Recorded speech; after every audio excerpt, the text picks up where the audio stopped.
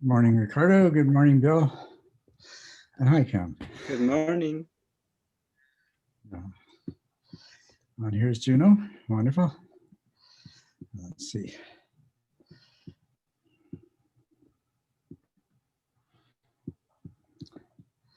So we got some more comments, questions added.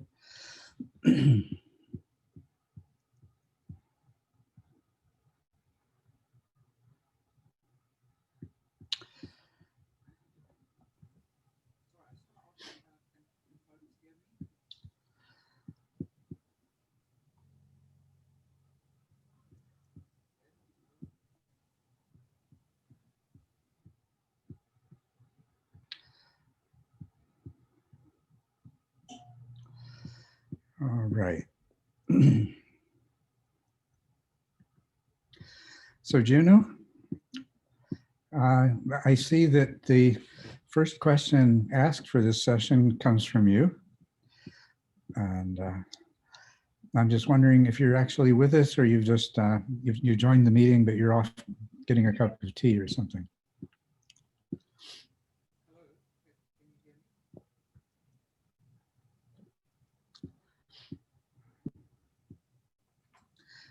If you're speaking, I can't hear you.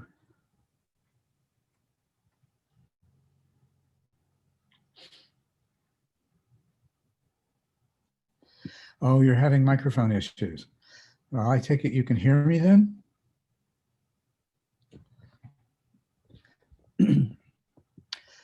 Great. Good morning, everyone, all of you. So yeah, I'm assuming you all have access to the Patreon page where the questions are posted.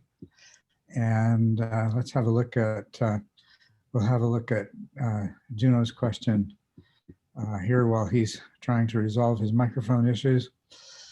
Let's see.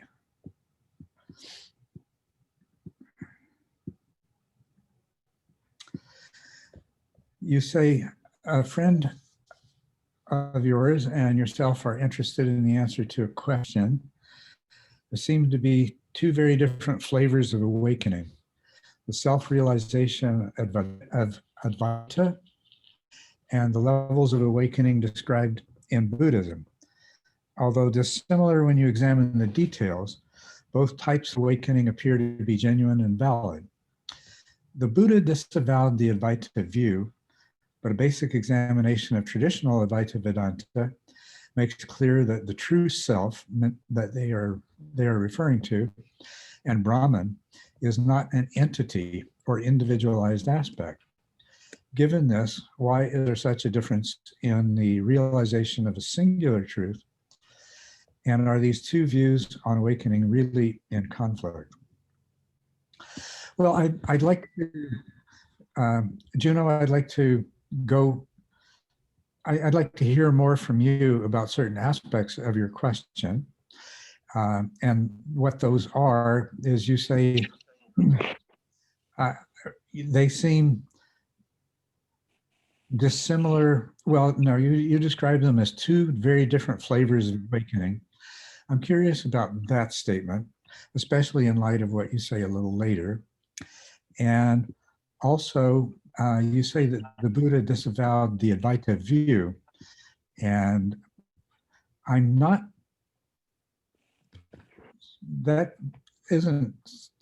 recognizing that. Maybe you can help tell me where that comes from. But so I will say this much before I ask you to go into the question a little more deeply, and that is that I have always felt that the Advaita Vedanta was the closest different path to Buddhism of any that I have surveyed. It was the nearest to Buddhism. And yeah, so I very much agree with what you say about the true self and Brahman. The interpretation that's put on that, for example, by Nisargadatta and oh, I can't remember the name of his student who also wrote an excellent book, Consciousness Speaks. It escapes me. But anyway, so back to you, Juno, about in what way are they very different flavors, and your reference to the Buddha having disavowed Advaita. Right. So I really wish my friend was here. I did send him an invite link, and he said he was going to be here, so I'm not really sure why I haven't made it. But as I understand it, the difference lies in the idea of a true self, of finding a true consciousness, I think in Advaita, what they say is ultimately there is just the consciousness that is the actual realization that you come to, that everything else is a fabrication or a conditioning, but that there is this pervasive consciousness, something like, I suppose, the Tibetans talk about. You know, you've touched on this in some of your Patreons, where you've said people, you know, they keep looking for the self, and eventually what they find is, or they think they find, is that there's just consciousness, and so that's in the end the conclusion that they come to. And that, I think you've said that that's still not quite right. Right. But when we are talking about different styles or flavors of awakening being completely genuine, I think I can speak more easily to what's mentioned in the Christian traditions, where there is this union with God that is spoken of, which again on the surface is like quite a different experience to what Buddhists talk about. And this is, as far as I can explain the question, I don't know if that throws any light onto what we're talking about here, but it did seem that the Buddha was talking about, like, there really is just no self and no conditioned anything. I think that's probably the best way I can explain it, is that something beyond all conditioned things. There is no self at all. Yes, absolutely. I totally agree with you. And I'm glad you brought in the reference to Christianity. Yeah. Let me go back to the Advaita. What I find with the Advaita is that the place that people come to Advaita practice, the step that's short of the kind of realization that the Advaita is really about, and that goes beyond verbalization. And this is where the Advaita does what I think is a highly admirable thing. They just, do not, some modern Advaita teachers try to put this into word, but traditional Advaita just stops short of this next step. And all it says is that you may think you've arrived at the pinnacle of understanding. You have not. And what's beyond this is not subject to being described. You have, you have to take that step yourself. That is the step of the realization that the true self is not an entity, right? As you say, yeah. The same thing in Christianity. There is this very modern flavor of Christianity, which goes beyond any kind of a personal God, God as a person completely, to God as just sort of the same kind of undescribable ultimate that you find both in Buddhism and in Advaita. Now, that is, in a sense, heretical these are mostly Catholic writers who have arrived at this, but it is frankly heretical going right back to the Nicene Creed, and the God in three persons sort of thing. Although even with the God in three persons, there's an inherent paradox in that I think is still pointing to this further truth. But of course, as it's become fossilized into doctrine, that makes this more modern view heretical and has led to all kinds of consequences for the people espousing this view. Nevertheless, it seems to be very, very much intrinsically a part of Christianity, very much so in Advaita. So this is where you and I really agree that there's this commonality in it.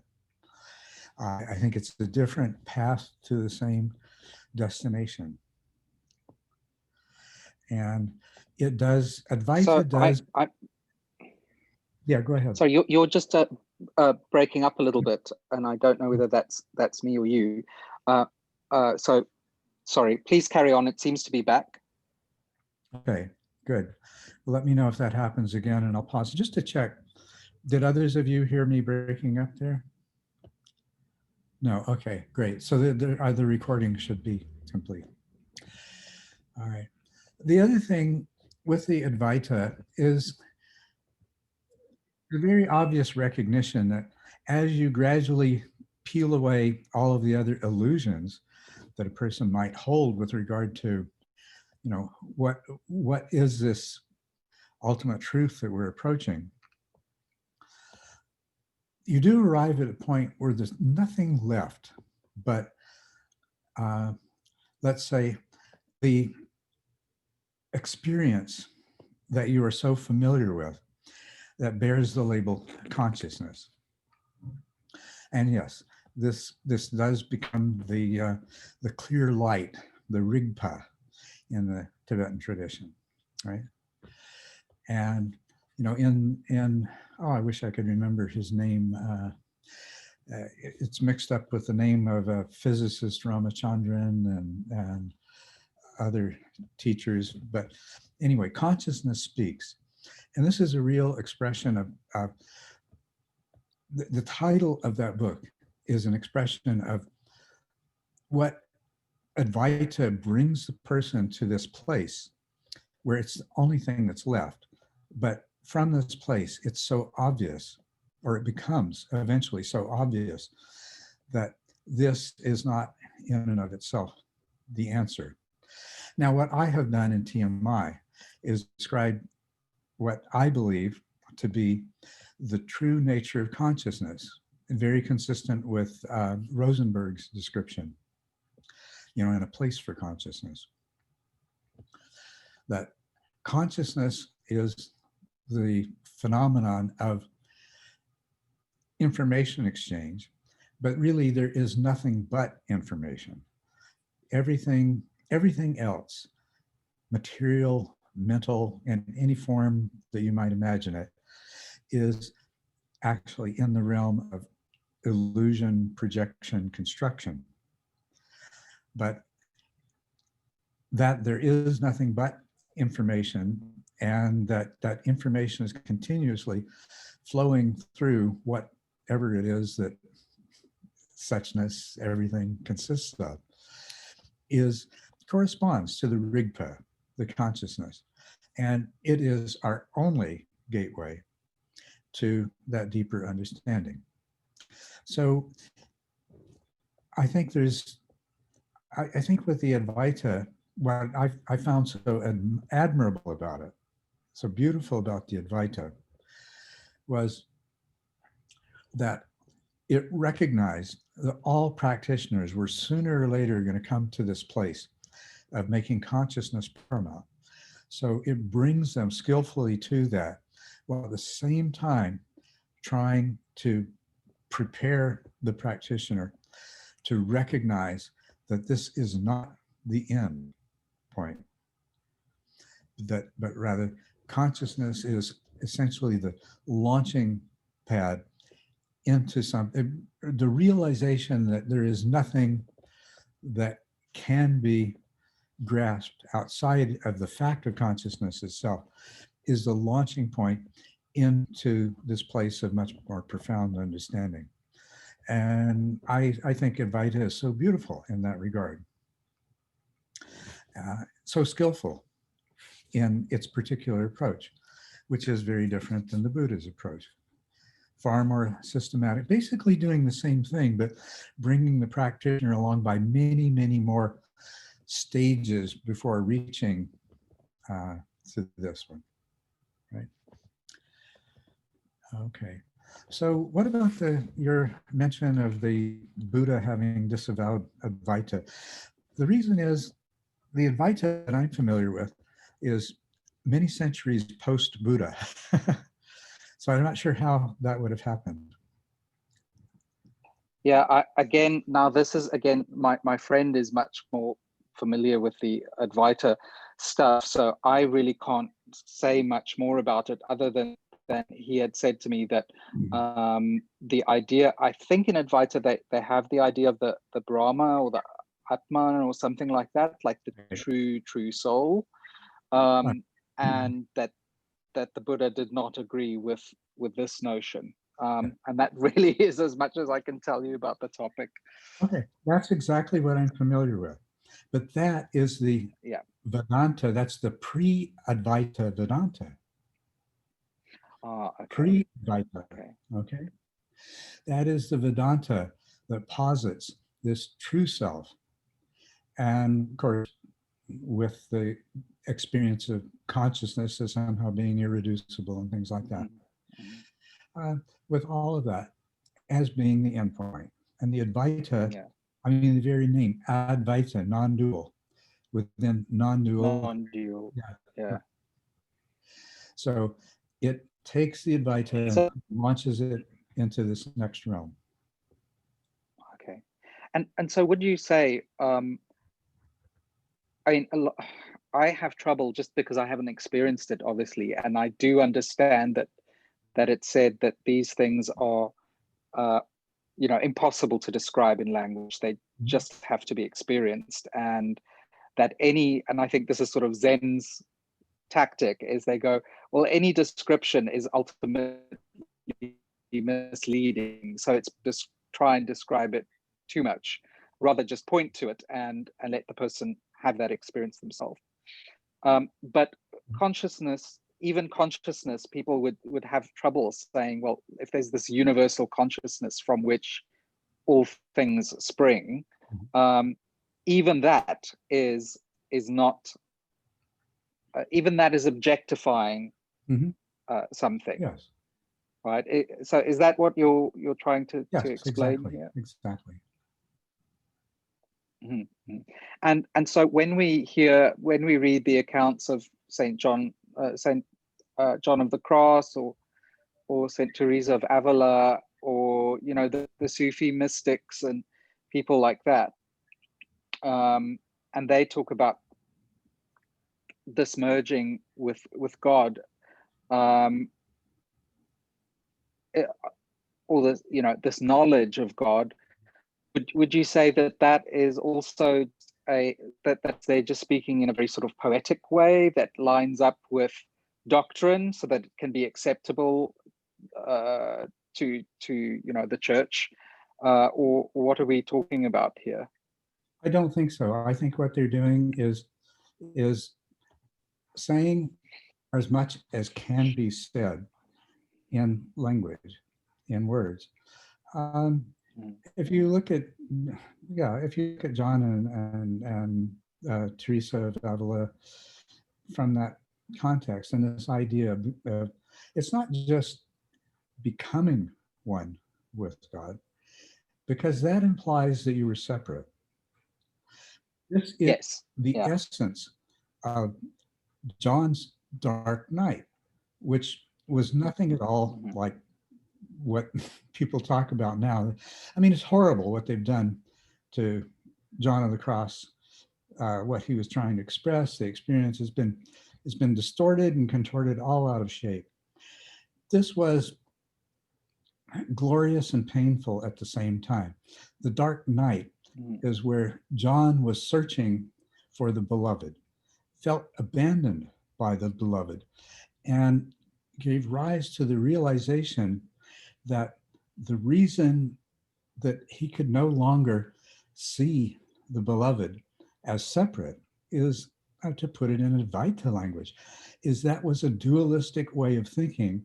And previously, when he thought, and the same way with the modern Catholic woman, sorry about my tip of the tongue name thing, but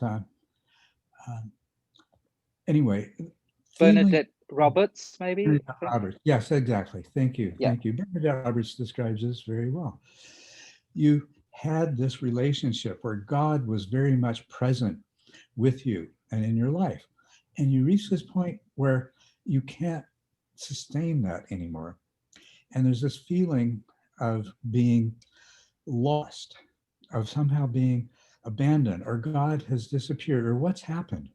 Mm-hmm. But it's what would be an analogy or metaphor? It's as though you'd been in a room with a mirror and you'd been mistaking what was reflected at you as being separate from you. And when the mirror is gone, you feel you're looking for the reflection. You're alone, and you're looking for the reflection. But you've grown to the place where you can't, the reflection, the mirror is now gone. Yeah. And there's the rediscovery. It's not that you become one with God. It's that you become one with God through the realization that you were never, ever separate from God. Once again, this is addressed in Catholic theology, in very traditional Catholic theology. But when we go into doctrinal presentations of it, appropriate to preaching from the pulpit, it gets totally lost. The three persons are always one. They're never separate. Yeah. That's such an amazing metaphor that you've used there. It's really interesting because the poet Rumi, Hafez as the Persians call him, he wrote this one line that said, "If every rubber irritates you, how will you ever polish your mirror?" And so he actually speaks about the self as a mirror, which is really interesting. So actually you are the mirror as well. Yes. Which I always found that particular line very puzzling. And now I don't know whether that's what he meant, but it kind of makes sense with your metaphor. Yeah, it's a I think though that many Christians would be shocked with the surface level of what's being said here, because it's almost like saying, but that means that you are God, which would be a kind of a heretical idea to say that. And burn at the stake. Well, and I remember growing up, my grandfather was a professor of theology, and he used to talk to me about Buddhism, which he understood only on the very surface level. And he said, he gets very annoyed because the Buddhists take this text from the Bible that says the kingdom of God is within you, and they turn it into something that says that basically there is no God, you are God, or you are within you. And that now, many, many, many years later, I realized that is not at all what the Buddhists were trying to say by sort of using that text. So your opinion is that essentially all these different traditions are pointing to, as my friend Robert said, a singular truth. It is just that that the way that they present it, or where they stop talking about it, is actually at different spots. But eventually, they're all trying to get their adherence to the same ultimate experience or realization. Yes, that's exactly right. Yeah. And also, go ahead. No, you please go ahead. Thanks. Okay, I just want to point out that there is a danger in all of these spiritual paths, including very much Buddhism, of this place where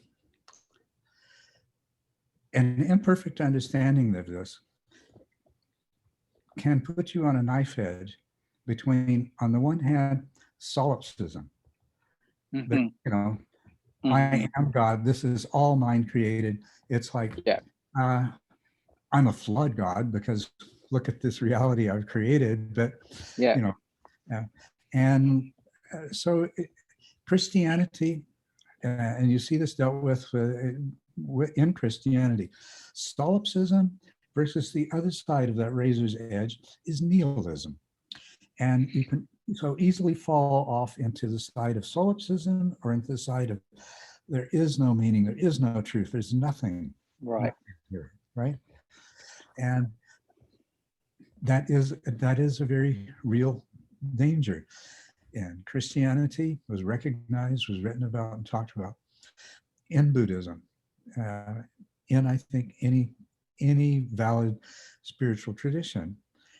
Mm-hmm. And once again, it is the reflection of the kind of thinking that words Right. do at expressing, and to the degree that we still cling to what can be conceptualized and verbalized and things like that, we continue to be at risk of one of these or the other.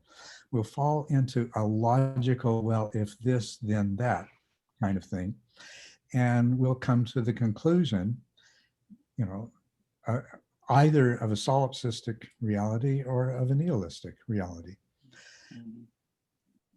I think this is the thing that's always puzzled me, and I'll finish off here in case so that you can move on to other questions. But is that always puzzled me about the Theravadin view of things is that they say there's samsara, and then you have to basically the whole practice is to escape from samsara to nirvana, and how that is automatically setting up a dualism. Yes. As if samsara is a massive mistake, which it obviously can't be if, and that's where I get tied into my own logic trying to figure this out. But, the Theravadin view seems to point to the fact that samsara is a mistake that must be escaped from to nirvana, but that sets up the very dualism that Buddhism denies, I suppose. Yes. And this, of course, was a big part of the controversy that divided the Mahayana and caused the Mahayana to generate the polemic of Hinayana, the lesser vehicle, right? Yeah. And the modern Theravada is kind of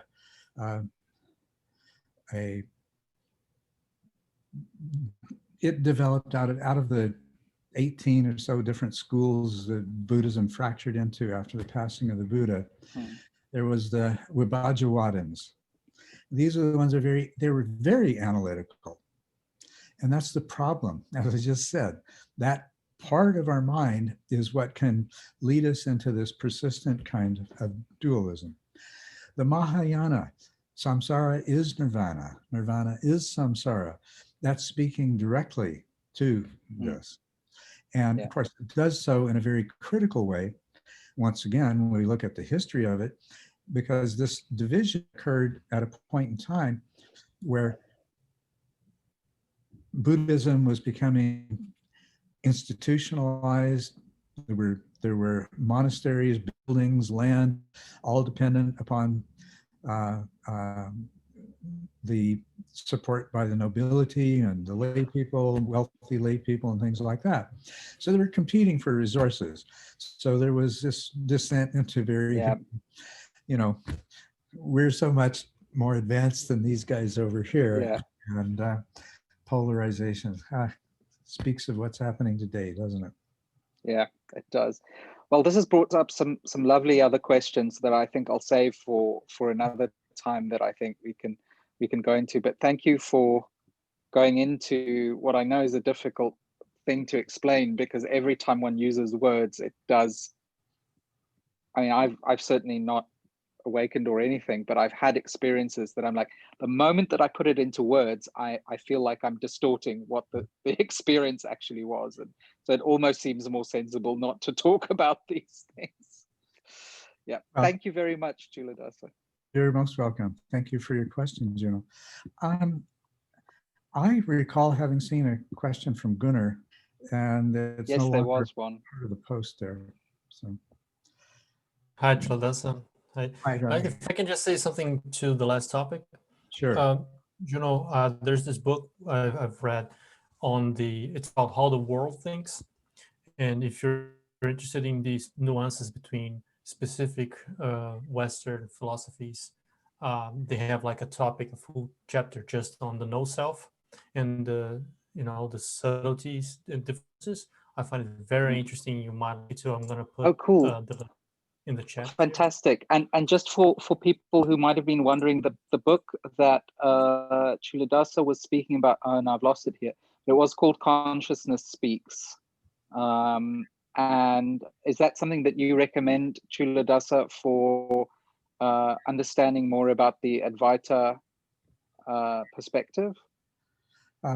Well, certainly, if I was going to, that would be one of the things that I would recommend for that.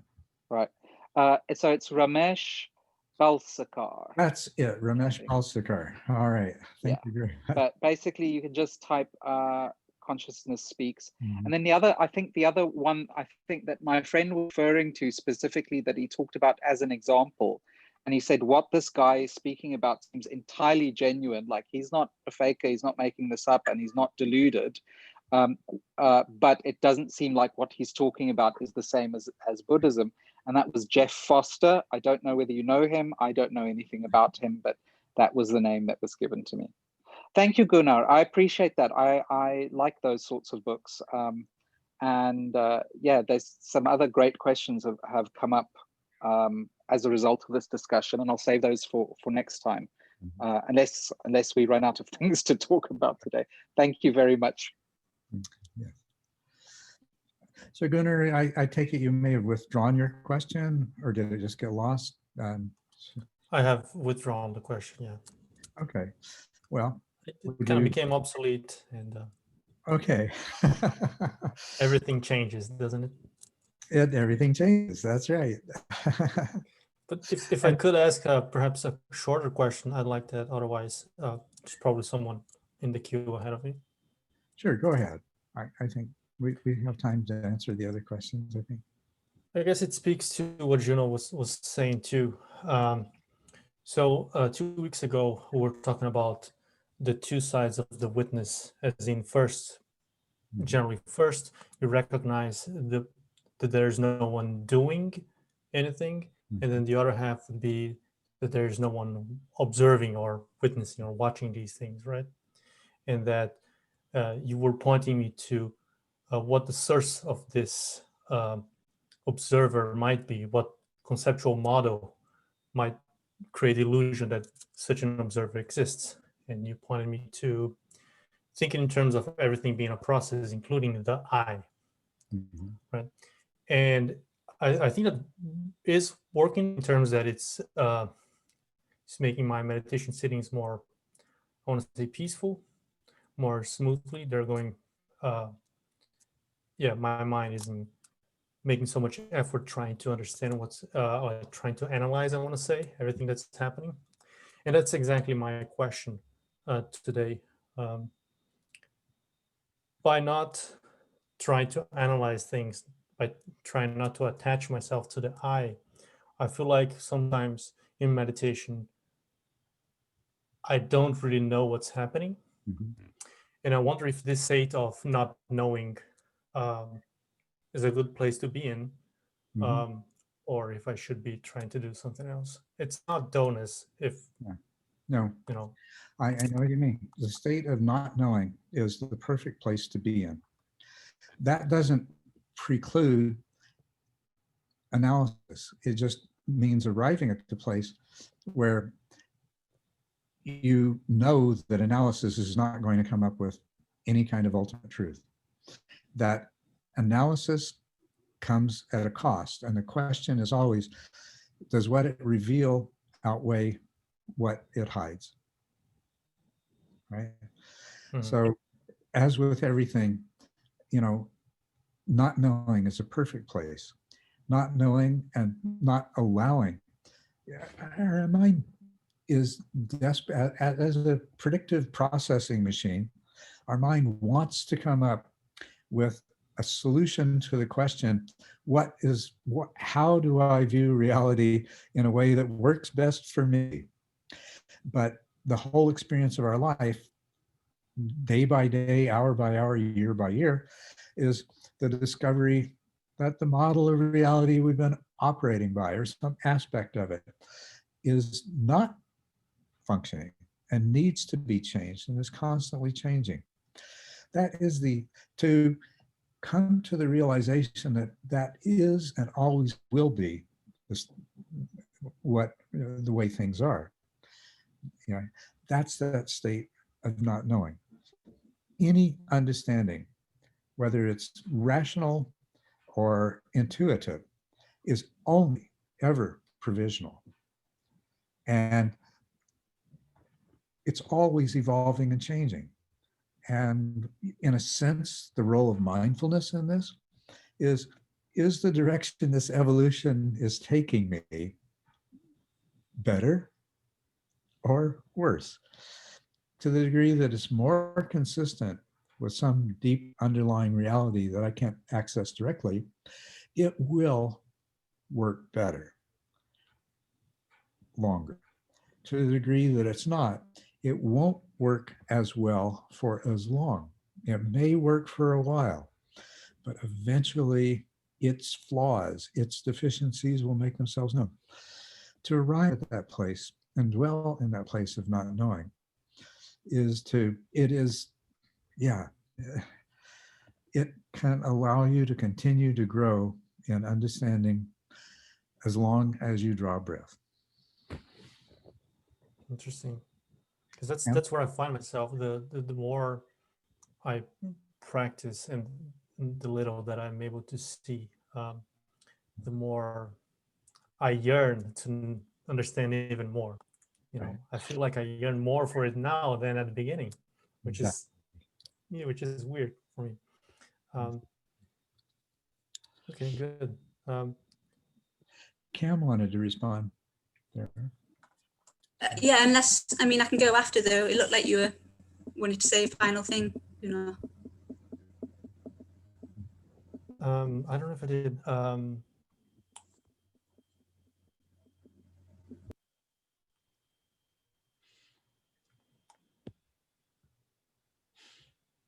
Yeah, I guess it slipped my mind. It's fine.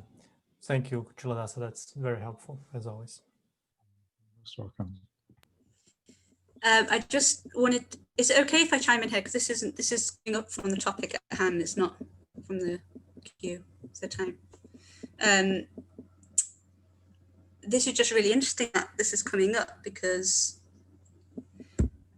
yeah, I basically, my question is whether you can describe a little bit what it feels like, because I've been noticing in my sits recently, and I was going to ask you about it at some point as well, that I've been getting to this place in my sit where it feels like shamatha, in that there's this sense of equanimity of just like everything as it is, just is perfect. And it comes after I concentrate to joy, I relax, effortless, and then, yeah, I enter this new state. But what happens is, as I start to get, I start to see there's a kind of sort of vibration in the joy, that feels quite high arousal. There comes a point where I just relax, and it goes, and it turns what I think is tranquility, and then the equanimity comes. But what I noticed though is that with that relaxing of the tranquility, it feels almost like I'm descending back to a place where I can't grasp anything, and it feels almost like it's almost like there's lots of things that could arise but don't, and it's hard to explain, and I assumed that I was actually just coming out of shamatha and dullness was arising.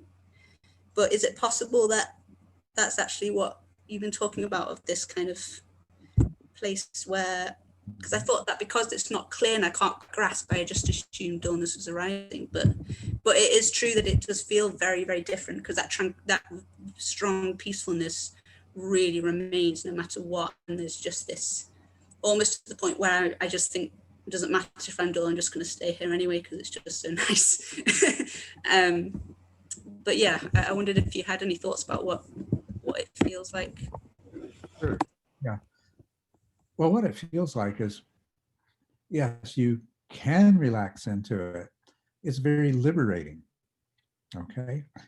But at the same time, there is a certain danger there of relaxing into it too much, because there, how to describe this? Okay, let me use a couple of different metaphors or analogies that are progressive. First, there's the one of something outside yourself. Have you ever walked in a kind of muck where every step it wrapped around your foot and your shoe and grabbed on, and it was a struggle to move, to pull it up and make the next step? And then you get to a place where it's more solid and firm, and your each step now no longer sinks into the muck. You have this sense of freedom and ease, and you can progress. I'll take another metaphor that's a little bit more in terms of an active part on your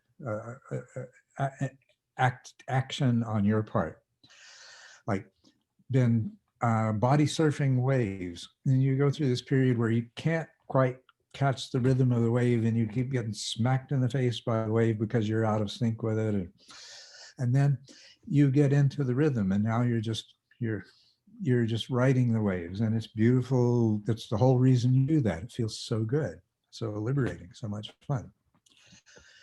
Well, in a sense, being in this place is, the way I think of it, is participating in the dance of suchness. The dance of suchness is going on, following its own beat and rhythm.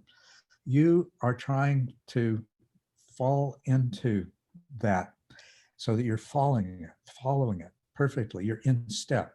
Each time you're out of step a little bit, you get bumped. And it tells you, okay, it's like that wave that smacks you in the face instead of you cruising across the top of it, right? And this is where our participation is. We've got to be fully present. We've got to be fully conscious. If we relax too much, we lose that. The only way that freedom and that ability to relax into it can be fully manifest, so we can enjoy it, is to not relax too much, because we're going to lose the beat. We're going to lose the rhythm, right? We're going to get out of step for the dance of suchness, and we're going to get bumped.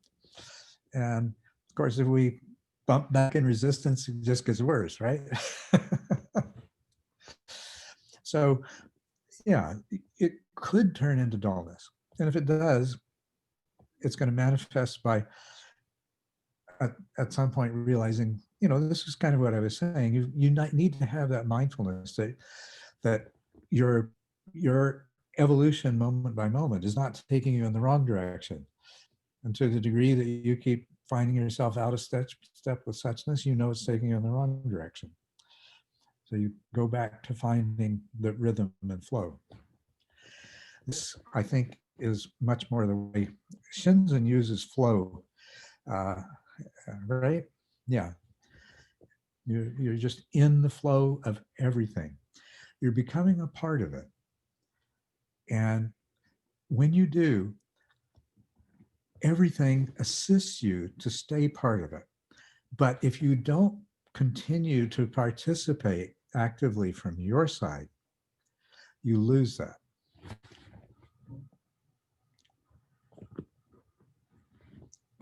Elizabeth. Thank you. Yeah.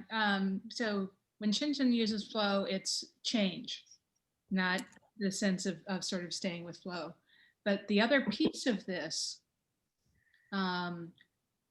is as you're getting deeper, the object changes. And that's one of the things Shinsen's getting at with his term of flow, in that things become more vibratory, things get subtler and less distinct. So the sense of the breath goes from the breath at the nose as a concept to actual sensations, to perhaps the sensations not being hooked together and processed quite as much. If you look at the mind stream, instead of hearing a thought as verbal talk, it's almost subliminal. It gets very subtle. It becomes like the parents in the Peanuts cartoon, or, images aren't quite images. And so one of the things that can happen at that level is distinguishing between dullness, in that I'm not seeing the object that my attention is resting on, or I'm trying to look at the mind stream and I'm not really sensing it, is I'm sensing this lava lamp change of things. And if you're at the level where things are not processed as much, that's what they're actually like. And so you can be seeing them very clearly, but they don't have the distinction, the usual patterns that come with all that additional processing in the brain. And so one of the things is just getting a feel for those two different things. Is when is this thing indistinct because I'm dull, versus when have I actually gotten below that level of a certain amount of processing where these things aren't as connected as much, where the sensations in my leg are no longer connected with the idea of a leg and the parts of the leg and where that is in the room. And so it seems it's not the same anymore. Does that make sense? So, I mean, that's part of this. Yeah, I think it does feel different to dullness. Oh, sorry, were you still speaking? No, go ahead. Okay.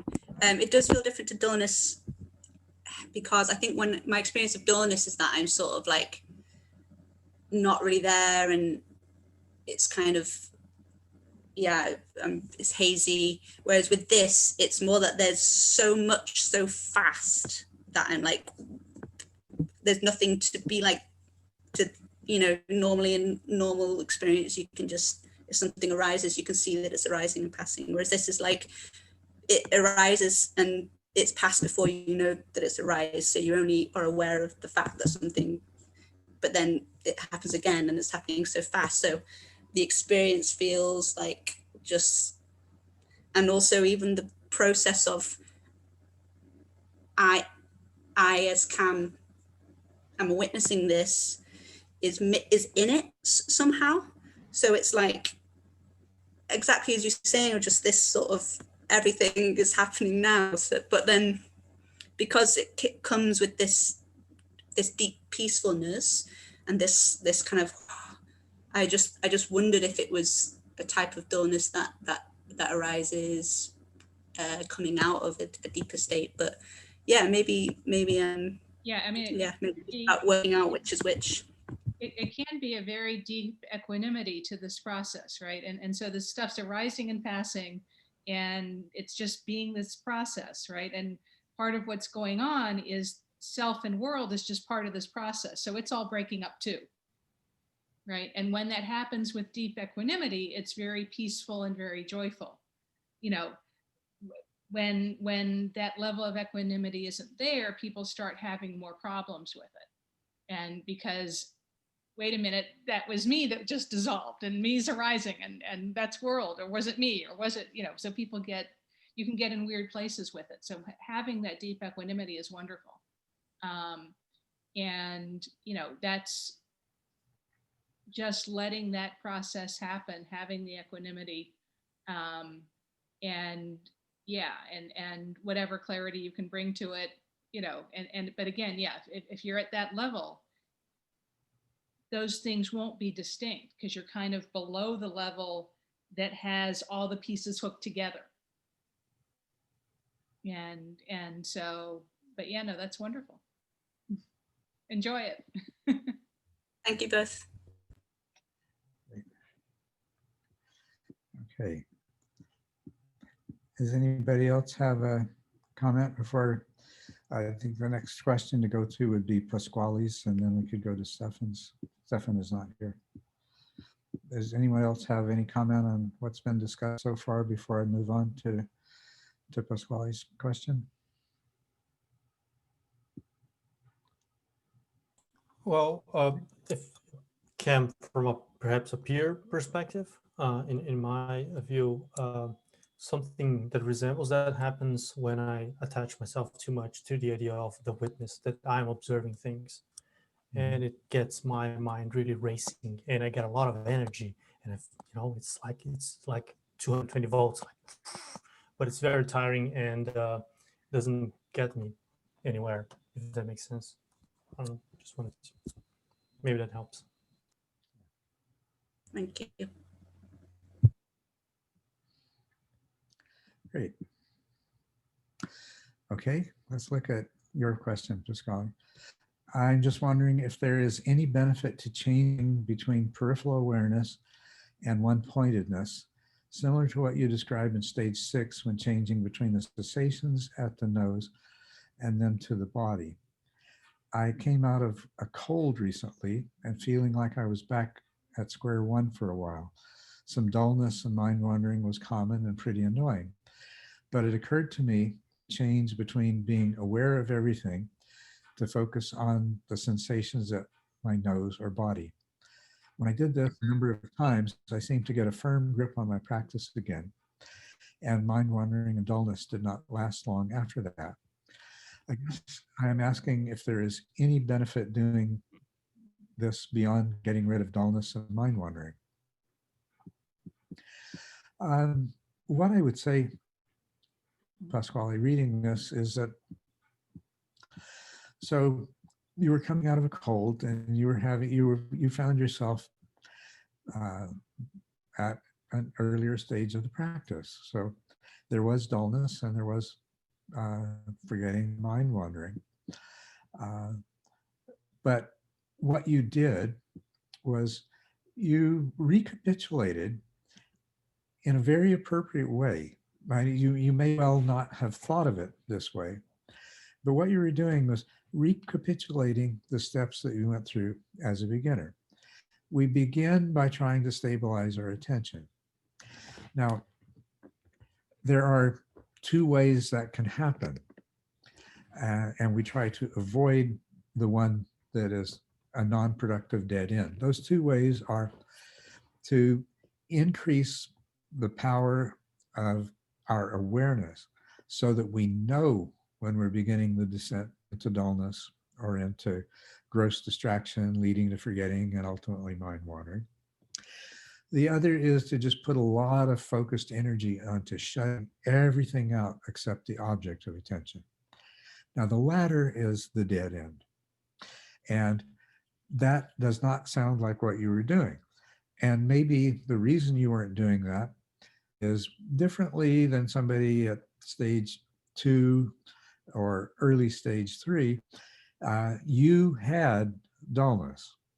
And so you already recognized dullness as part of the problem.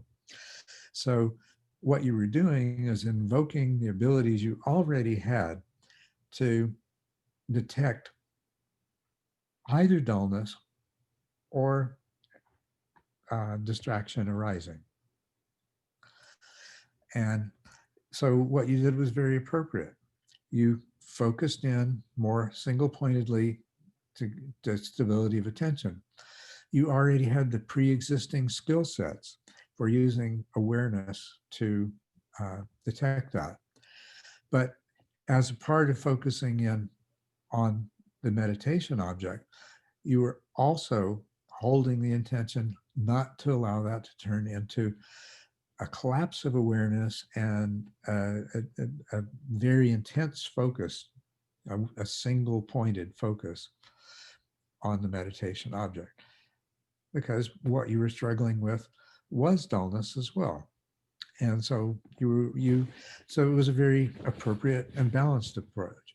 You were essentially starting at early stage 3, progressing through later stage 3 into stage 4.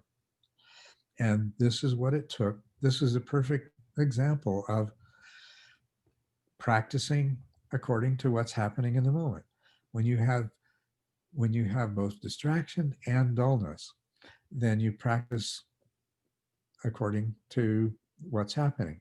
Both of these are present. What do I do? So that's what you did. Totally appropriate. But there is, as with everything, there is a possibility of taking this and going the wrong way with it, which would be that collapse of awareness. And it would be a really sustained state of dullness in which you just had this single point, and you would come out of that more groggy than you went into it. Okay. But you didn't, and that's wonderful. As for doing something similar to this, if you think about it, just look again at the descriptions in stage 6 and stage 7. A lot of what we're doing there is using the exclusivity of our attention to the meditation object as a measure of how well the mind system is working as a whole in terms of both metacognitive awareness and stability of attention, right? Yeah. And so we continue to do this. In stage 8, you have practices that are moving, they take advantage of the stability of attention aspect, and then other practices that are much more geared towards the metacognitive awareness aspect, and those that integrate the two. As a matter of fact, all of these practices, whether they are primarily stability oriented or primarily metacognitive awareness oriented, never drop the other. They just allow one, you're basically just exercising one faculty a little bit more than the other, but you're using both at the same time.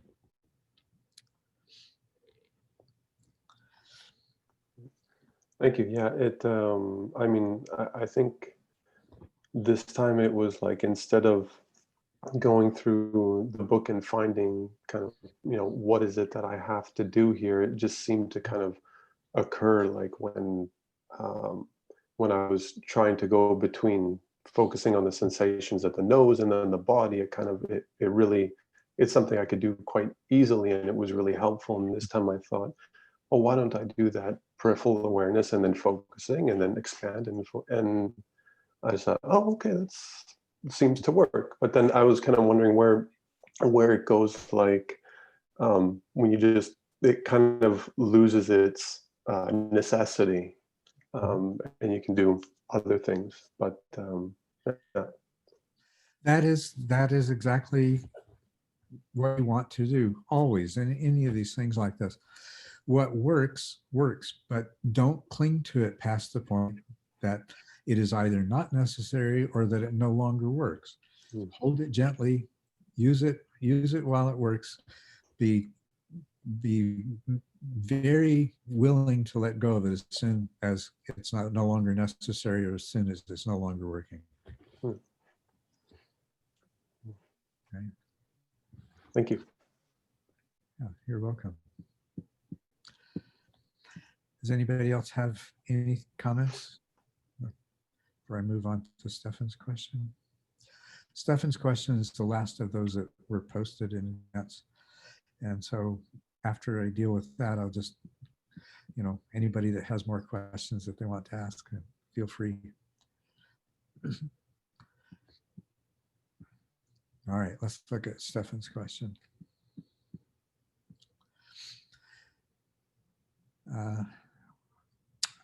He begins by explaining why he's not able to be with us. And yeah, I certainly hope that you are able to spend more time with us in the future, Stefan, but that's great.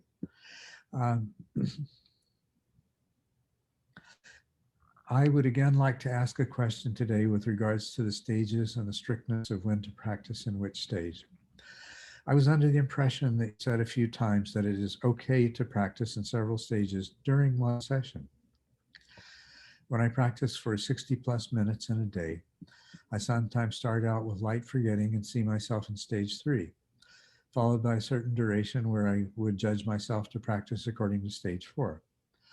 Some intense thoughts or emotions sometimes also draw me back to stage 2 with certain periods of mind wandering. I assume that it is important to accept the settings as they are and not be disappointed to be drawn back to earlier stages. But is it actually okay and even normal to practice in several stages during one session? When reading TMI, I first got the impression that it is important to complete a stage entirely before you start out practicing on the next one. If that is true, what does it mean to complete stage. I am very grateful for your answer. Okay, great. Well, first of all, yes, it is very normal to practice in several stages during one session, or different stages in different sessions, or to move back and forth between, say, practicing stages 2, 3, 4, and then practicing stages 5, 6, 7, whatever. That is completely normal. And I tried to convey that. And there is a diagram, a drawing in TMI of a meditator, and it shows on different days, there's a little meter there, it shows what stage he's in. On different days, he's in different stages. And there's beside that is the same meditator, and there's a clock, and it shows a different time during the same sit. He's practicing it in different stages. And so I was trying to convey there the answer to your specific question as to whether this is normal, whether it's acceptable. There are two. I was trying to convey two important things, that it's very easy for people to gravitate more towards one or the other instead of keeping two different paradigms in mind at once. And considering how often,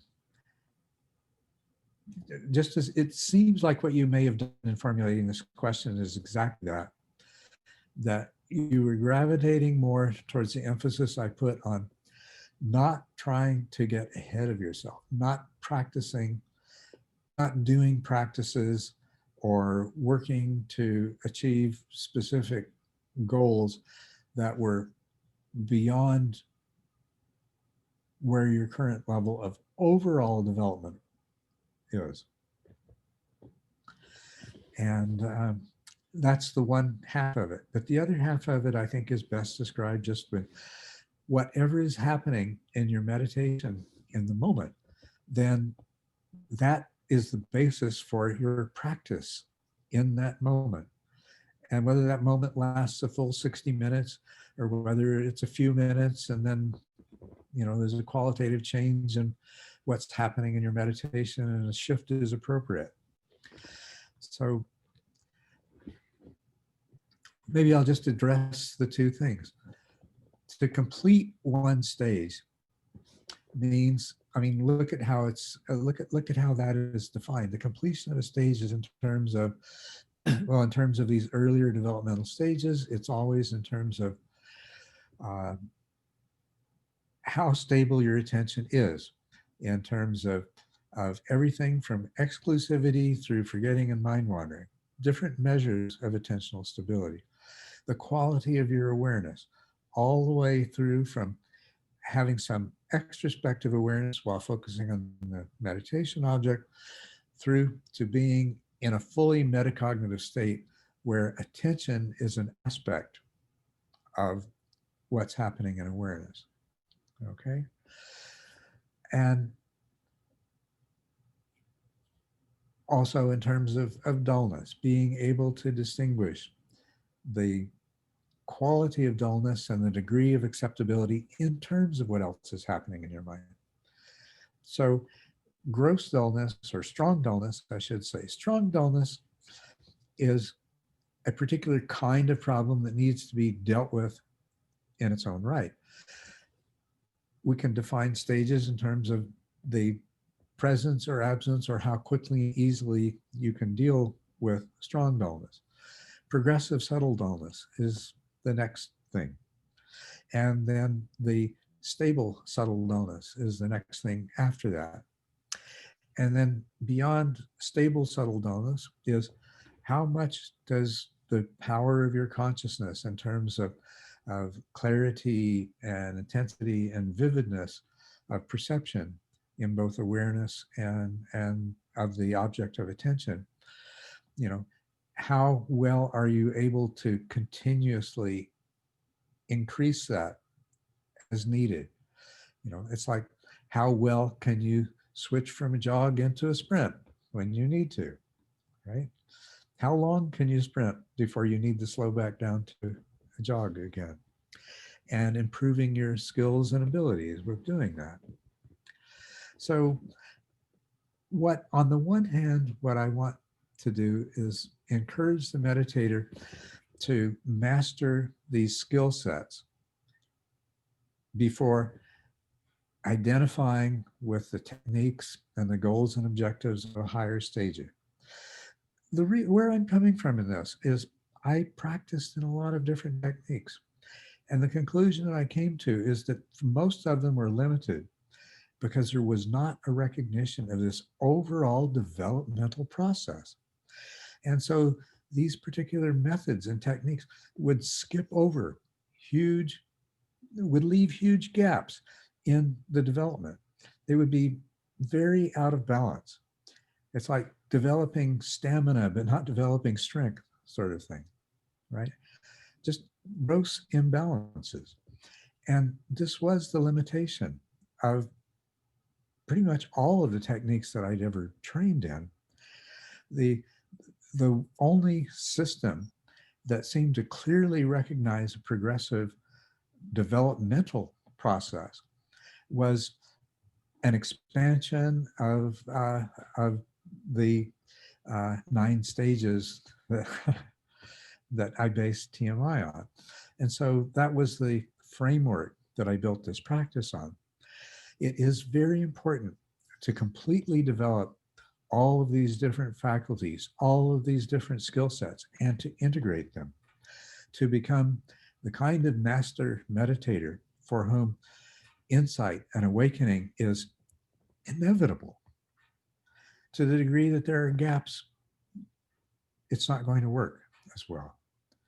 You're going to have enormous problems.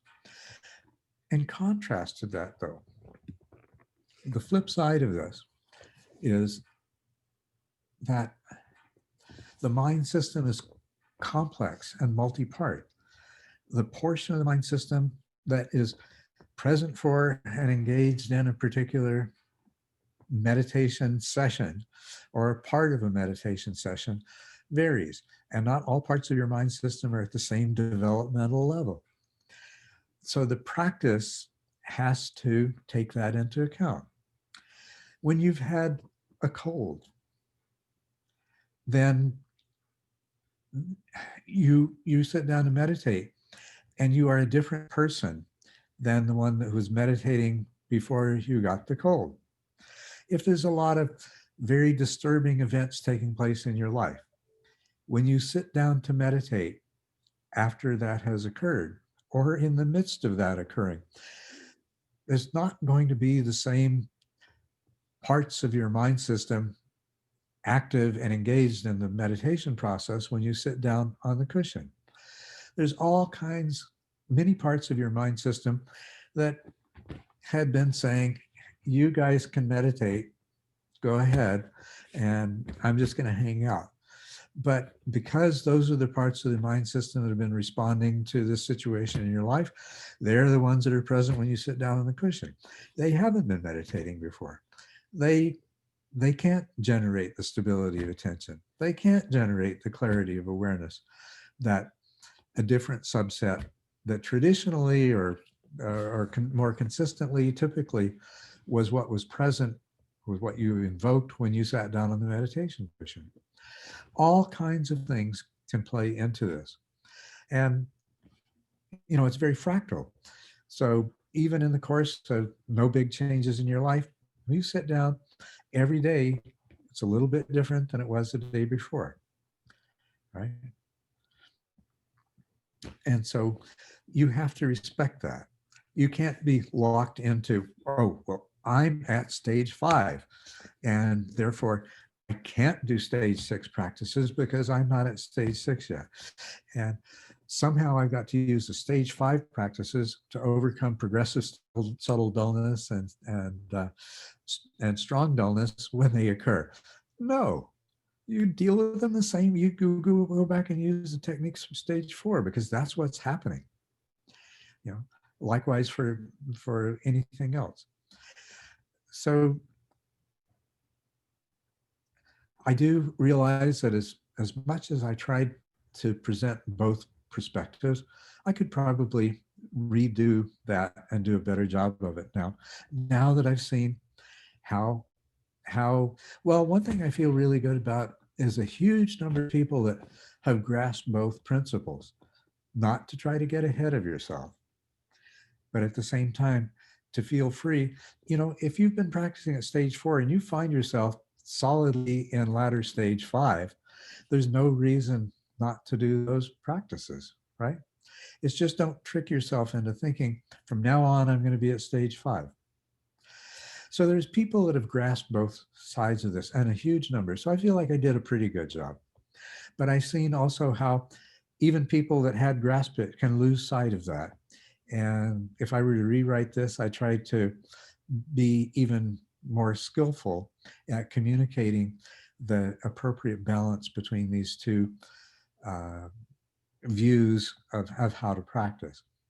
Don't get ahead of yourself, but at the same time, if you find yourself at an earlier stage, then that's how to practice. If you find yourself in a state that belongs to a higher stage, take advantage of it.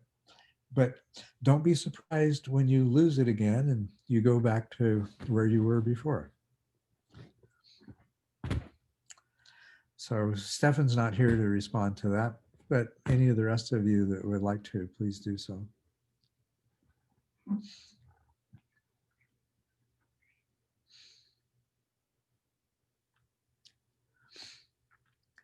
I can almost hear Stefan responding to this with, yeah, I knew that. Yeah. I don't know why I forgot it, but I did. And I hear him saying that because of all the times in my life that I've had exactly that same experience. I forgot something I already knew.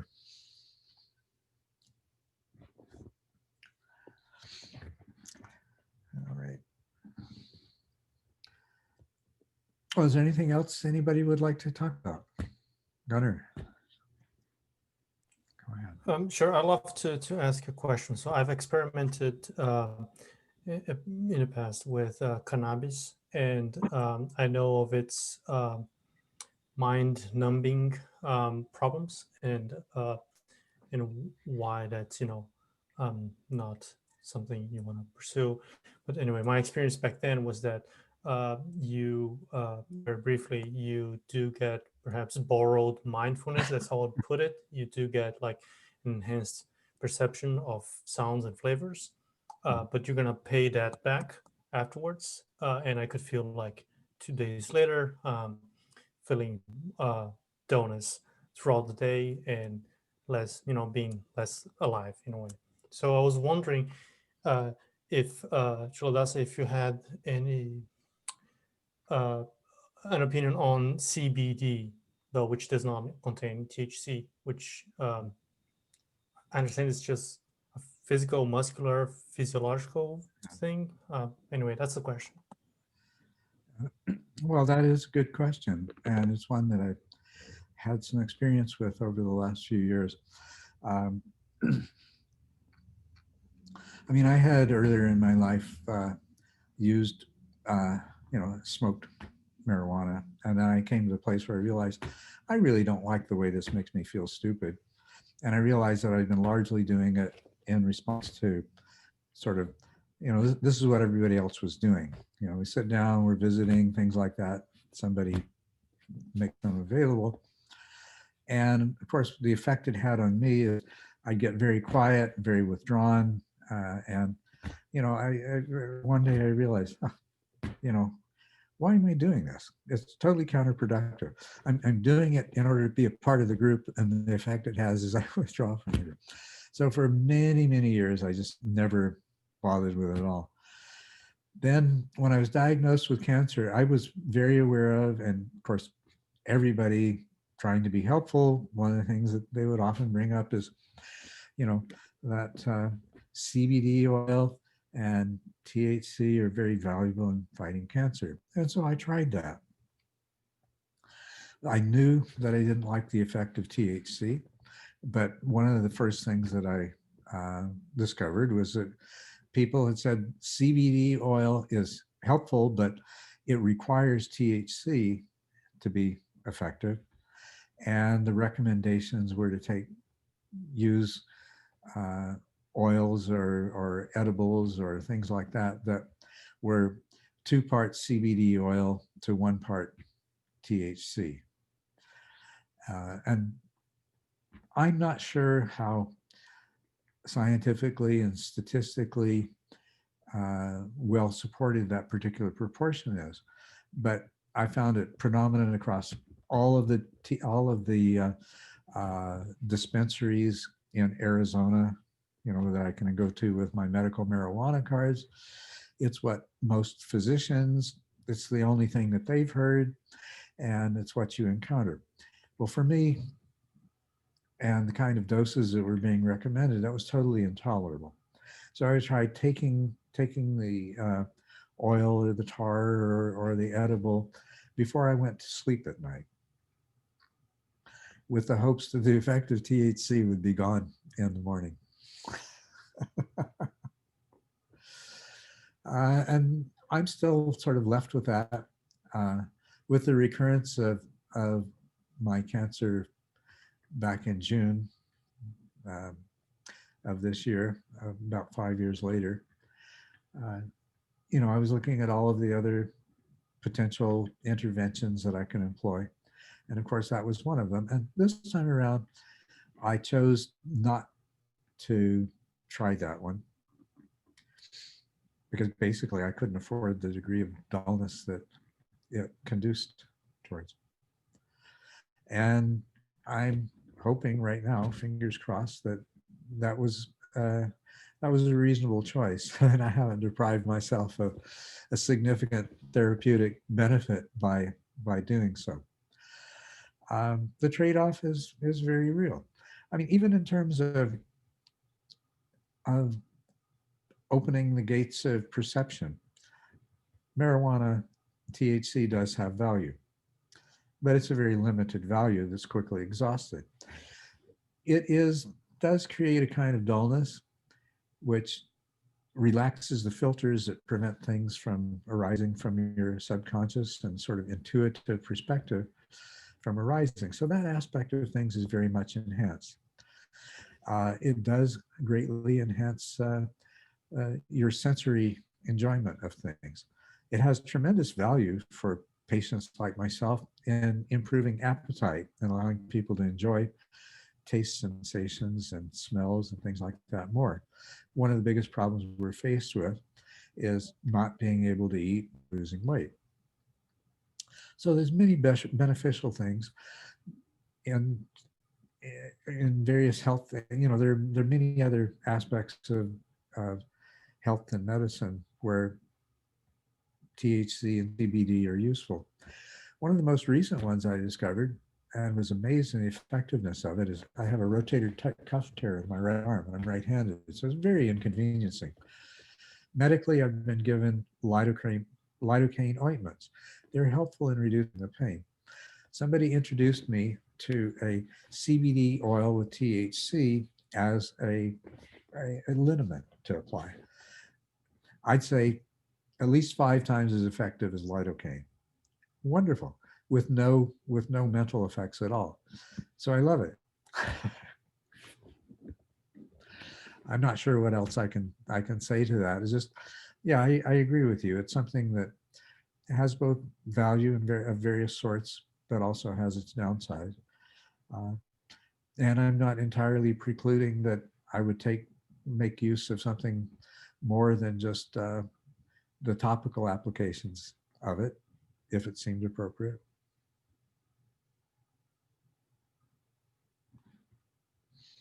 Yeah, I think that was very insightful. Thanks, Charles. I think we're still tired. We're still human, right? We're all on this journey, and at the end of the day, I mean, I buy alcohol-free beer because, I like, it makes me feel at rest at the end of the day. So whenever I can, I mean, Sure. so I try to take those routes, and hence the question about CBD. And sometimes you're more stressed the other days, and even though I mean, I'm not. I think what would match here is I always remember that. I know it's a different tradition, different philosophy, but I always remember that Jesus would have feasts and would drink wine and would celebrate life, right? So I can understand that side as Yeah. well. But that's good. Thanks. Mhm. You're welcome. Anybody else have anything that they'd like to talk about?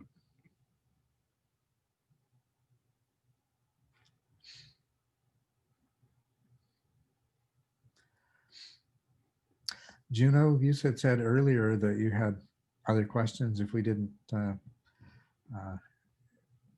if we weren't occupied. Are you still there?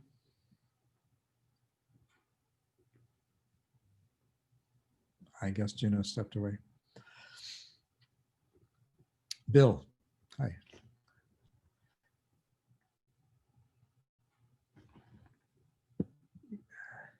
You're still You've muted yourself, Bill.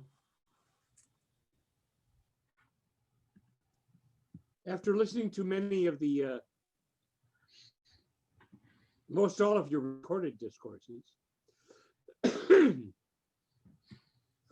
the one thing that I have sort of missed was much discussion of the tasks and challenges for working in stages 7, 8, 9, and 10.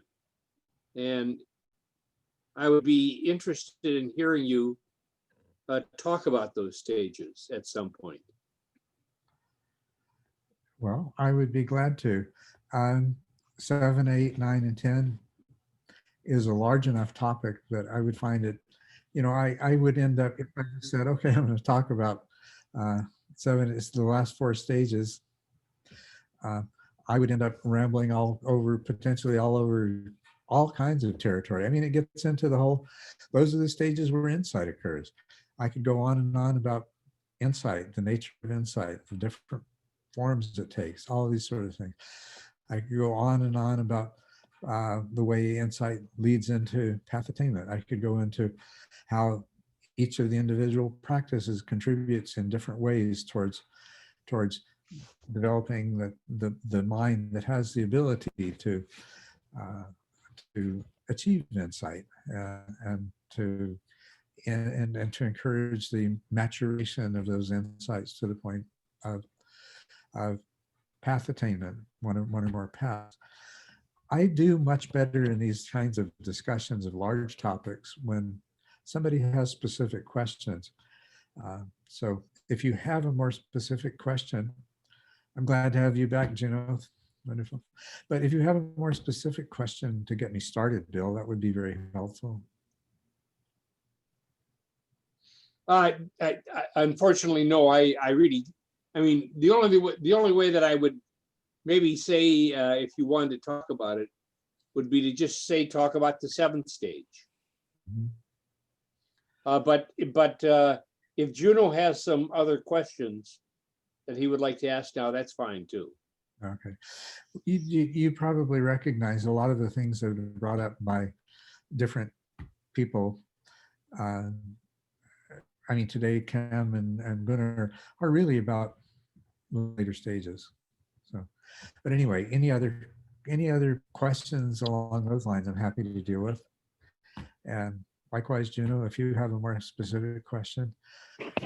But Bill, I would love to get into this. So maybe if you could just give some thought before our next session is to just put a few questions out there and give me something to get my teeth into. I will work on that. All right, thank you. I appreciate it. Wonderful. Juno, you said yeah, can you hear me all right? I'm really with my audio, as I tend to do in these sessions. Can you hear me all right? Yes. Fantastic. So I think the question that I'd like to ask, which has come up as a result of what you and Elizabeth were talking about, is around, I would say I'm around stage 6, 7 at the moment. And one thing that worries me a lot is that I don't seem to be getting that very, very fine, clear, vibratory sense of the breath. So in the book, when you talk about that your perception of the breath changes and it becomes sort of a, this is the way I've heard other people describe it as well, almost like a staccato, you know, you see the breath breaking down into separate vibrations. I don't often get that. What I have instead is, I suppose the best way I could describe it is that the breath kind of stops being a physical thing and becomes something that's happening in my mind, and that it's much easier to focus on that mental aspect of the breath and the physical aspect. And there's no dullness involved because I'm completely with the breath, and I'm, you know, my awareness is very bright and expansive and clear, and I'm totally with the breath, and I'm following every moment, and I'm totally aware of that I'm breathing and in what moment. But there's just not a lot of physical sensation connected to it. There is just a kind of a knowing in the mind that the breath is happening, and I'm able to follow that quite easily. And I keep going, but where's all these very distinct breath sensations that people say you're supposed to start experiencing? And I'm just, I have had some sits where the breath kind of seem to vibrate, as if, you know, how when you have a nose hair sticking out and it can feel it kind of moving back and forth. I've had that experience of the breath. Sorry for the metaphor, the analogy there. I couldn't think of anything more proper to say. But I've had that on occasion. But more and more, it feels like there's this shift from the physical sensations to a mental component to the breath, let's put it that. But it's very smooth, and it's quite easy for me to follow. So could you perhaps talk about that? Because I do have heard a lot of people talk about not being able to get that very refined and clear perception of the breath sensations. Yes. Well,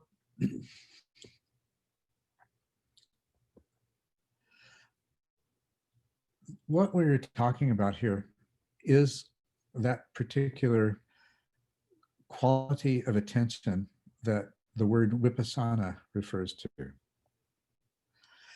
And to describe that in terms of, this has been described as a series of shifts in perceptual shifts in the appearance of the meditation object, the appearance of the breath. The initial appearance, the one that is the way the breath appears to us for most of the first 6 stages, or the first 5 stages, let's say, is a conceptualized idea of the breath that is constructed out of a lifetime of experience, to whatever degree you have been both aware of and attending to the breath. There's a large conceptual framework, and it gives rise to the perception of breathing.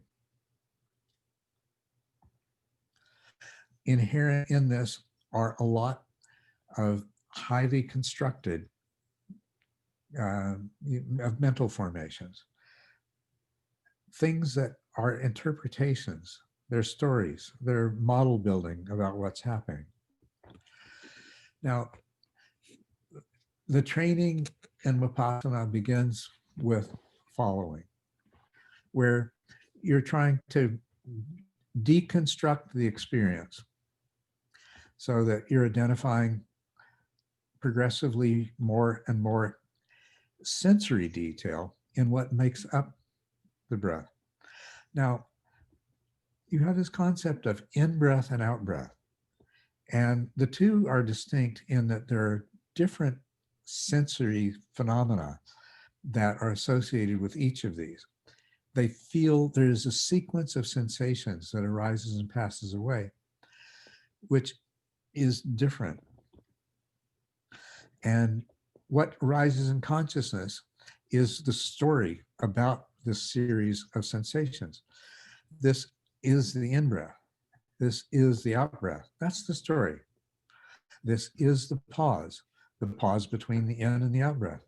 This is the pause between the out and the in-breath. This is the sharpness of impact, then the coolness, then the movement of the flow of the air that is associated with the in-breath. This is the very different feeling of warmth, soft, gentle movement that is the out-breath. So through connecting, what we begin to do is to, without thinking of it in these terms, but just by doing it, there is a deconstruction of the breath, and we're developing our skill in Vipassana.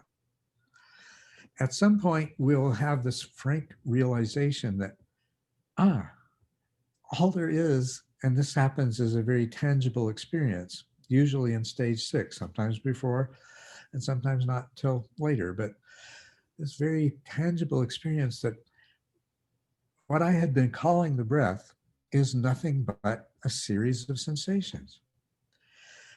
At this point, it's not necessary to delve into the individual sensations and identify them and describe them, because that too is a level of elaboration, right?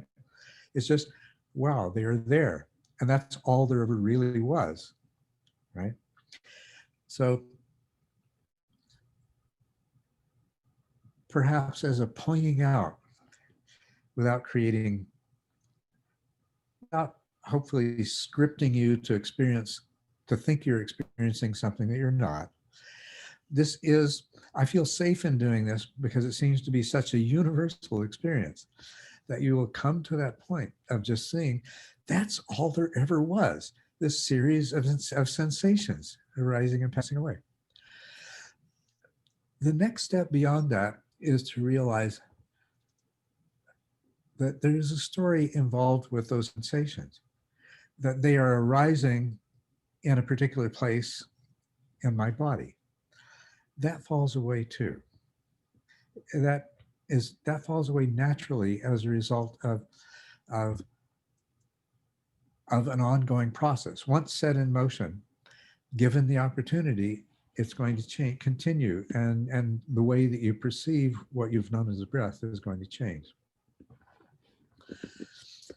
These sensations are occurring in the mind. That they are coming from a nose is a projection. All there really is they arise in the mind and they pass away to be replaced by something else. Do you see how this by itself leads automatically to the next shift in perception? Oh, each one is a singular phenomenon that occurs and then disappears, followed by another one that occurs and disappears, another one that occurs and disappears. Now, if you continue with close following in this way, what you're going to arrive at is a point where the whole process starts to deconstruct. You sort of move back closer to the conceptualized version, to bound moments, but now the in-breath consists of a series of encapsulations of the first time period of the in-breath, and then the second time period of the in-breath, and then maybe the third or the fourth, and then that in-breath is over with, and then there is this encapsulation of the pause, which may actually take the form of even finer encapsulations. This tends to be you've gone back towards the idea of you have a lot of information being bound into one compact moment of attention. That decomposes into a much more rapid sequence of discrete events that are rising and passing away in sequence. And the real difference here is that between seeing these temporally bound moments of consciousness that occur at a frequency of 1 or 2 per second, and the way you had the initial appearance of the breath, is that you have made this shift from the assumption of a body to the fact that this is just something arising in your mind. And then this process of refinement, further breaking it down. And as you break it down further and further, as you jump to something that's happening more 10 to 14 hertz or 8 to 14 hertz, it's still recognizable. You jump up to a higher frequency of these perceptions arising and passing away in the mind. You're no longer in the realm of body and breath and nose and all of these. This is just pure phenomenology. At a certain point in the deconstruction of it, you realize that what's really there is meaningless in and of itself. That all meaning is superimposed on this constantly changing train of perceptual events. Of course, this is laden with all kinds, this process of vipassana progressively more and more penetrating through the highly constructed nature of our experience to more fundamental, this is what's really happening moment by moment. One of the things that gets really revealed in this at one of the earlier stages is, yes, these are discrete events arising and passing away. Now, if you've been programmed to get locked into the fact that, oh, these are dissolving, you can't cling to them, they're going away. Well, your mind might well gravitate to that aspect of them anyway. But if you keep going further, what is even more profound than the impermanence of these things, the constant, well, even the impermanence of things goes through a series of modifications. Like there's, there are these discrete phenomena arising and passing away. But then that begins to disappear. The end of the beginning is the beginning of the end, right? Eventually, instead of this phenomenon arises and then this phenomenon passes away, that disappears. And there's just this fluctuating experience. Eventually, that just becomes a flowing process, right? There never was a phenomenon that came into existence. There was a collection of things, mental in nature, that were put together to create this illusory phenomenon that passed away. And this, greatly aided and abetted by the vipassana tendency that has been unleashed to further deconstruct this, you come to the place where the moments that you divide this process into are meaningless in and of themselves. This goes beyond impermanence to emptiness, right?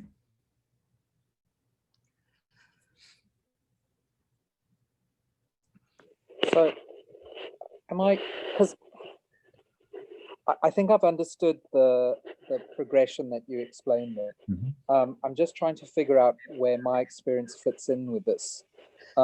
Because I've never really had I've never had a very, right from stage 2, 3, finding sensations was very difficult for me. Right. And I understand that part of developing that power of the mind was looking for the sensations. It wasn't always, it's not about finding them necessarily, It's looking. because I certainly couldn't find 10 or 12, as you Yeah. said, in stage 2 or 3. I could find one if I was lucky, or 2. But I always had a sense of that I am breathing, and I knew that. Right. And what's happening at the moment is that the breath, there are no sort of identifiable bits in the breath. Certainly there's no physical sides to it. It's just a mental event, a mental process, as you say, that's happening. I could rather call it expanding than contraction or something like that. And it's very real, but it's in the mind. There's no real physicality to it at all. Well, I can't say for sure. One of the things I want to address is how to use following and connecting both in order to help you arrive at this. But before I do that, I think there is another appearance that the breath takes on that's referred to as the mental counterpart experience. Yeah, I wonder whether that's not what was going on. I think you're jumping to that without the benefit of all the intermediate stages, right? Okay. And whereas that's an extremely useful mode of perception, it's a total abstraction from experience, right? Okay. And that serves its utility. You can use that mental counterpart as the object to enter into the deepest possible jhanic states that I know of and have ever heard about.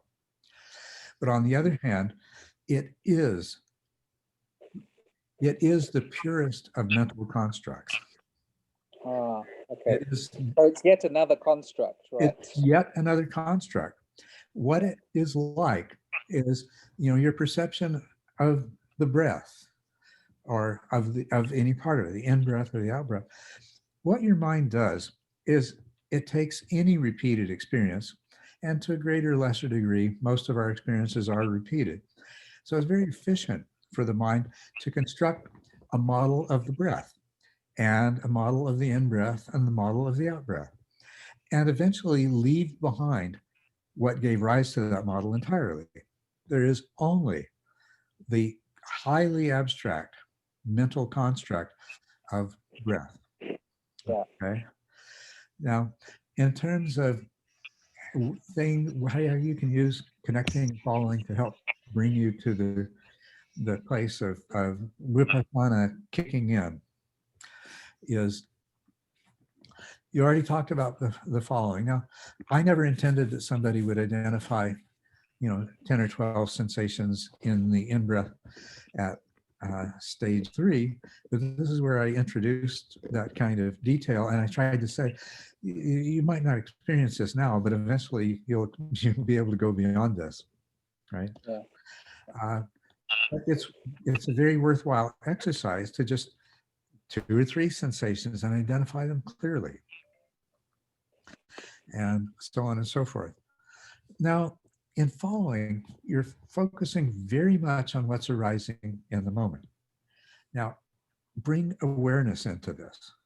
As you bring increasingly powerful awareness into this, we now have the ability to do more comparison. Now, the first comparison, and this is where the Buddha's meditation instructions begin, is at this level of development. You can recognize this in-breath. It could be a gross event, that this in-breath is a longer, deeper in-breath than have been the last 6 or a dozen, right? Because that does occur. All right.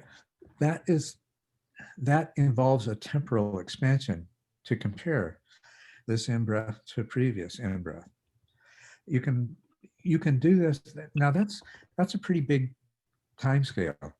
Before that, you can just compare things that are happening much more closely together. Is the in-breath longer or shorter than the out-breath? These are 2 events that are much more close together, and they're a good beginning step in being able to make that comparison of different things to each other.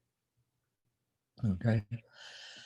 Use both of these, connecting as well as following, in the process of deconstructing what's taking place. Okay. I mean, the biggest jump is beyond just the same events at 2 points in time, but connecting to very different things. What is the overall pattern of my breath, and how does that correspond to the mental state? The quality of my attentional stability, or the degree of dullness that is or is not present. You might recognize in that, but what you're looking at now is the third of the four satipathanas, right? Of mental state, and correlating it with the first, the breath. All right, so these are very powerful practices, and they're very worthwhile. I present them as having utility in helping you to maintain stability of the breath. But I'm counting on the fact that you're going to have enough recurrences of instability of the breath that you'll keep on using them more and more, and you will get the benefit of. At the same time, I'm coaching you in many other ways to recognize, like from the very beginning, we're not meditating on the breath. We're meditating on the sensations of the breath. I say that over and over again, ad nauseum. Some readers say, why don't you just say the breath? Well, there's a reason. Yeah. Because you're not meditating on the breath, you're meditating on the sensations of the breath. Get that clear in your mind, and because it's going to bear tremendous fruit. It does seem like you're saying that perhaps I have not developed certain skills far enough because I did not keep doing connecting or following sort of laborious, what do I want to say? Industriously enough, diligently enough. Yes. Actually develop some of those abilities to see the breath breaking down into these component parts to it, right? And that shifting to the mental counter, which I think is what was starting to happen, is this mental counterpart. That shifting, that I'm missing out on some things that I can learn from the physical appearance of the breath. That's right. To the degree that you experienced the mental counterpart, it became a comfort zone. You have to push out some of that. Yes, and it's very much with my personality. Sorry, I just want to say it's very much with my personality, because I've always been someone who's not very connected to my body. Yeah. Great. Yes, I'm glad you mentioned that. That is a very important realization. Yeah. If you're like so many of us, so much in your head that you're disconnected from your body, you're predisposed to that. I want to hear what Elizabeth has to say. She's raised her hand a couple of times. Oh, thank you. I can't see that because I'm on my phone, so I can only see. But sorry, Elizabeth. You're muted, Elizabeth. Sorry, a couple of points. One, yeah, I think that does sort of sound like mental counterpart, and so that's wonderful. But then go back to see if you can get this sensory detail. And one point is you're looking for change, right? And with the breath, there's a lot of obvious change because it's the breath.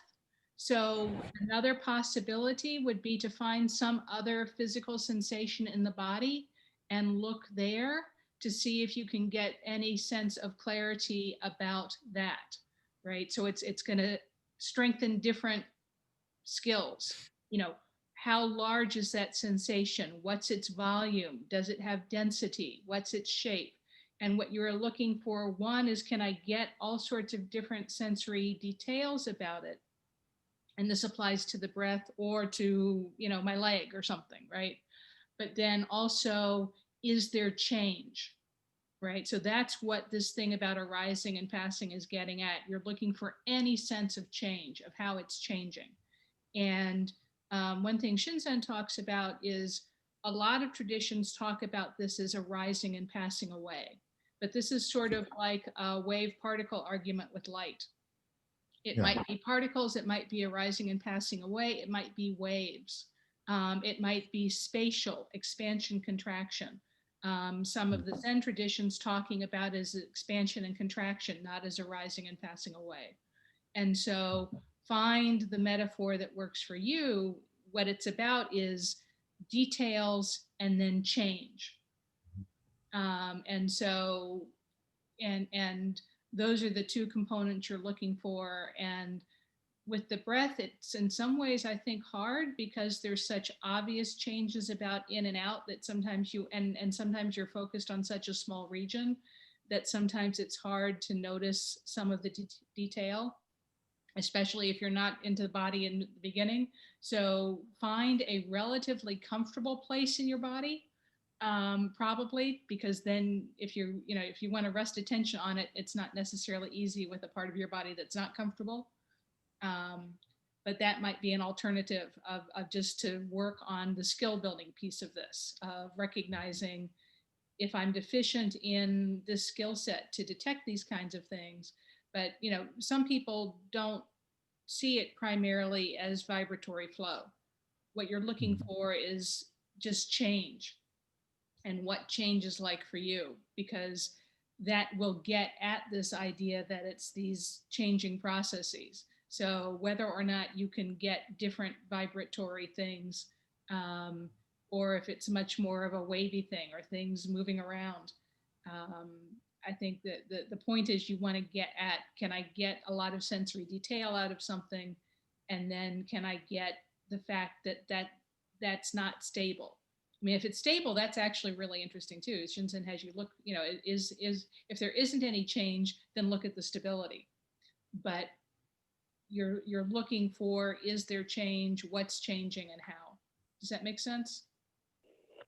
Yeah. So I think so. I think between you and Culadasa, it's obviously going and focusing on the mental counterpart, whatever that is at the moment, it's too early or it's the right time to do that. What I should be doing. So when I mentioned the breathing in and breathing out and the nose hair vibrating, was that an example of the kind of thing? Because I would say that was like a sense of a vibration happening, maybe 10 to 12, 8 to 10 bits per second, if you like that sort of back and forth per second. It might be. I mean, I would try some other area of your body where you don't have the sensations of the breath. I mean, if you're not sure, right? So if you just think about your hand or is what's happening there, because then the sensations of the breath aren't as obvious, right? And does it oscillate? Does it turn into waves? What's changing? And again, don't look for a specific vibratory rate. Just look for what's changing. I mean, keep the mental counterpart. Just don't do that all the time, right? Because that's a very nice, if you've got that thing, right?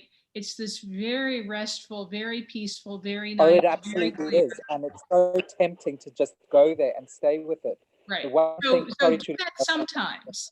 And then go say, okay, but I also want to work on this other skill set. Yeah. Right. And it's an opportunity necessity thing. Right. So it's just not to only do that. Yeah, Juno, I want to point out to you, you have very detailed instructions how to do exactly this. This is what you're doing in the body scan, and particularly if in the body scan, you're applying the elements as a guide to do this, okay? When you're looking for solidity, density, what you're looking at is the earth element. When you're looking at change, it's the wind element. To the degree that the earth element is combined with the wind element, you have change in density. It is rhythmical, whether it's wave or vibratory, right? Likewise, expansion and contraction, which for most people is the easiest and first process of change to experience. That's essentially the water element. It's changing. It is expansion and contraction rather than static, because the wind element It's like wind and water interact to produce waves, and it becomes wave-like. Depending on how you experience it, it can be expansion and contraction, or it can be another kind of fluidity, but it has this combination of wind and air. Same thing with the fire element. The fire element can be a constant or it can be changing. It's looking for the combination of change, the air element, the wind element, with these other elemental aspects of sensory experience. And as Elizabeth said, with the body scanning, you're doing this in different parts of the body. What you experience in their hand is going to be the same but different than what you experience in your forearm or your leg or the top of your head. So this is you have already available to you a detailed description between that footnote, that long footnote about the using elements, and the overall description of body scanning to apply all of these things that Elizabeth was talking about there. Wonderful. Yeah. I would just, my last thing, because I'm sorry to monopolize so much time. Hopefully others have found this somewhat interesting or instructive. But what I found with a mental counterpart to is that if I just leave it as it sort of, I superimpose it on the breath sensations, and that's the way that I kind of not focus solely on that and get sort of fixated on that and allow the breath sensations. So it's almost like a superimposition of a photograph. You know, if you had those old spiritualism photographs where they imposed a ghost on a background, it's something like that. And I found that seemed to be the best use of, so that I don't lose the physical breath sensations. Does that seem like a reasonable strategy at this stage? It does, and you're absolutely right about the nature of this. This is what the mind is doing. To me, I have a very familiar experience. I don't know whether you or anybody else can relate to this. It used to be when we used an oscilloscope to track changing processes, repeated processes rechanging, like the electrical changes of an electrocardiogram or of a particular frequency range in an electroencephalogram or things like that. Rather than using a paper, we use an oscilloscope. So it's always tracing over the same image, right? So always tracing it. So after a while, that sort of averaged image becomes very brightly illuminated on the screen. And the only thing that's brighter than that is what the current trace, which might be a little bit different than that averaged trace. So there's an automatic physical averaging that takes place in an oscilloscope, because the more frequently particular parts of the oscilloscope screen have been activated, the longer they stay active. And so you have this mental counterpart. You have this after image, right? Now, this is great in a lab because I can glance at the oscilloscope screen and see immediately how things have changed. Boom, I can compare that, right? So, yeah, but let's apply this whole principle to what the mind is doing all the time. We create based on what's happened before, this mental after image, this counterpart, and that makes it more efficient to just, all we need to do is recognize the information that's different, right? It's just like me and my oscilloscope in the lab. But it removes us from the reality of the situation in a more detailed way, right?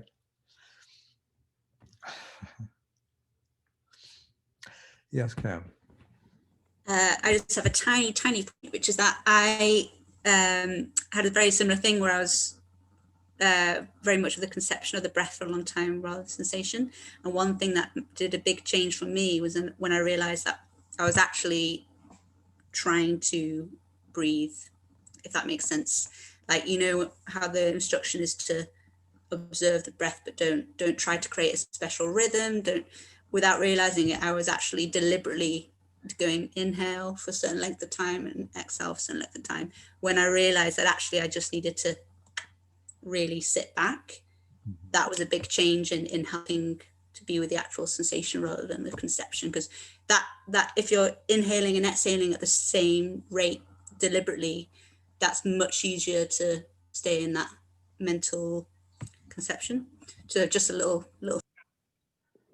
I do want to just say that what I'm experiencing is not, because I remember the first 2 months practicing TMI, I was not following the breath sensations at all. I was following my idea of what the breath was conceptually. So this is not what happens when I focus on the breath sensations. What happens is this mental counterpart arises because I'm focusing on the physical sensations. So I just want to clear that there are two different possible things that could happen here.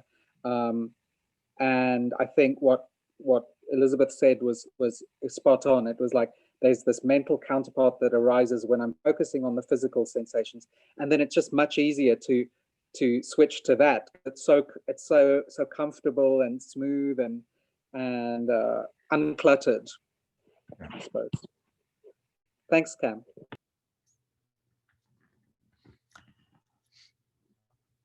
Well, we've been on for 2 hours now. I found it to be a very enjoyable session, and I hope it was good for all of you. So I'll see you in 2 weeks. All right. Thank you. Thank you. Bye-bye. All of you. Very well. Thank you. Sorry for taking up so much time, but I really appreciate it. I've been stuck here a long time. So thank you, everybody. Thank you and see you.